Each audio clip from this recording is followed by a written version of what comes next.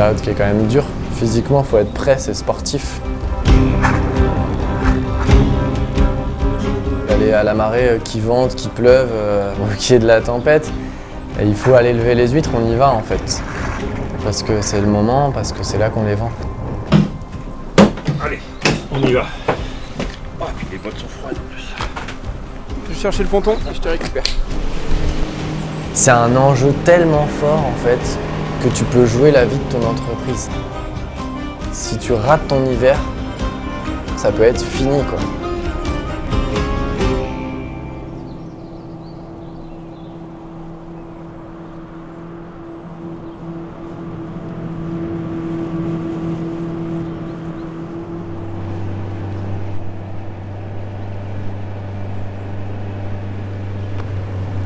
Pas chaud ce matin.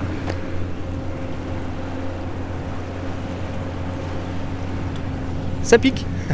Que ce soit les mains, que ce soit les pieds, que ce soit le nez. Il fait froid. Bon, on a froid pendant une petite demi-heure, le temps d'arriver sur le parc, le temps de commencer à tourner les poches, à lever les poches. Et puis très vite, ça se transforme en j'ai chaud. Puis il faut crocher dedans. De toute façon, je crois que là, on met le cerveau en mode off et puis on croche dedans. Hein.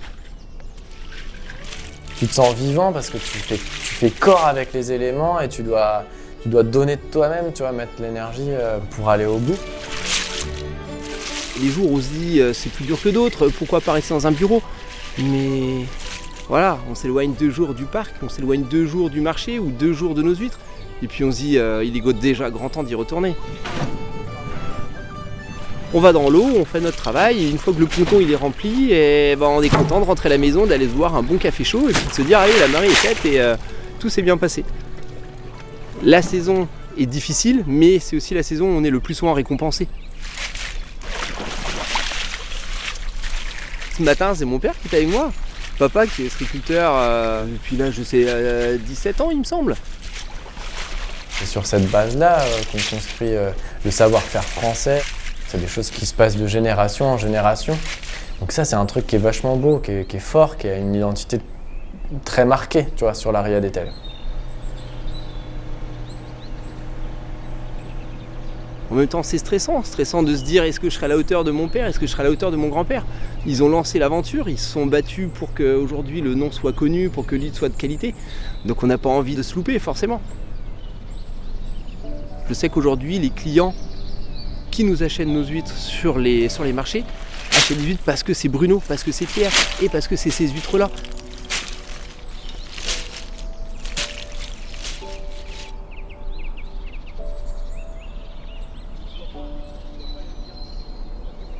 Julien, c'est un restaurateur qui est jeune, qui est dynamique. On lui donne déjà un produit qui est beau, qui est joli, qui est magnifique, qui a du goût et lui, il arrive à le sublimer encore plus. Bon Julien, je vais te sortir là les dernières levées du parc. Et je vais t'en ouvrir une. Tu vas me dire ce que t'en penses. Il n'y a rien à faire avec ces produits-là. Là, les sers comme ça, parlant, naturellement, c'est magnifique. Hein. Allez, ça marche. Je t'en mets 2 douzaines.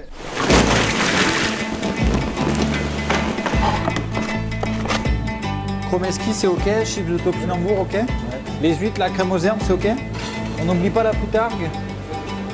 Là, les grosses huîtres, on va en garder comme ça, en cru, juste haché. Okay. Ça va être très bien là-dessus. Ok. Ces huîtres-là, c'est des tout petits calibres, c'est pour commencer le menu. On va juste donner un côté iodé déjà tout de suite au repas. Comme ça, les gens, paf, ils ont l'iode en pleine bouche. Et le fait de l'imposer, en fait, ils sont obligés de nous faire confiance. Et ça fait peut-être naître des amoureux des huîtres, donc c'est très bien. Huîtres, dashi, crème aux herbes. Bonne dégustation. En fait, l'huître, c'est un produit qu'on peut manger frais, nature, mais c'est aussi un produit qu'on peut transformer à sa guise.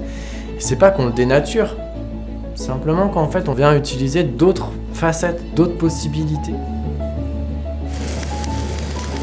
Maquereau, lait ribot, huîtres gros calibre et caviar. Et le plat, on a fait lieu jaune de ligne parce qu'on est en pleine saison. On marque à la plancha et on accompagne avec crème de cresson, fumée au poivre noir de Campote et huîtres gros calibre qu'on va juste mettre un quart de seconde dans l'eau bouillante et au barbecue.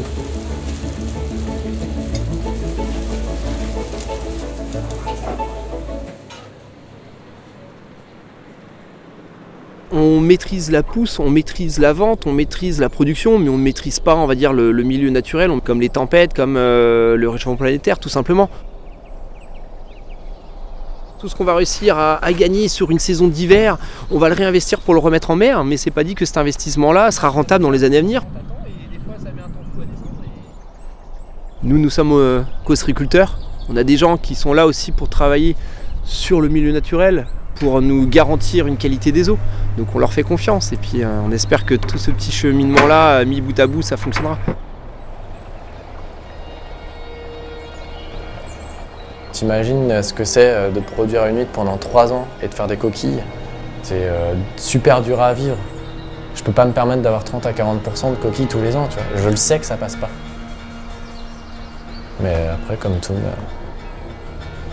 quand il y a une épreuve, tu tiens la barre, tu prends un cap, tu essaies de passer la tempête, et à un moment, il y a le printemps qui arrive.